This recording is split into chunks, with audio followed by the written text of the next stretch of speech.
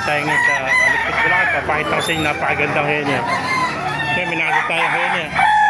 Kaya ba hene ito kaibigan? Hene sa iyo ito. Oh. Magkano inalis hene mo? Ayan, 3K mga kamaster hene. Ilang buwan ito? Gandang hene. 5 months. 5 months, laki na. 3K lang ano. Yan bang sinibala mo? Magkano? 4-5 naman ito. Sinibala ano. Ito, kanawain na hene. Ito namang hene na kanawain. Magkano? Pares lang po. 4-5 din. 3K. Kaya 3K din. Pares na hene. Ilang buwan ito kaibigan? Pares lang po. 5 months din pala ito. Batang bata pero bulto katawan. Ay, babae ko. 3K lang. Ito mga inahin. Dumalaga inahin.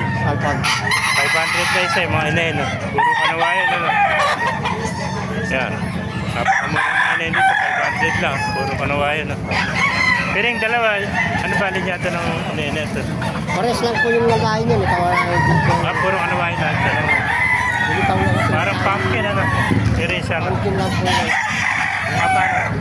nakakross sa pumpkin to kaya ito lumabas. Pero kanawayan ng nanay. Thank you kaibigan. Pero sa'yo rin.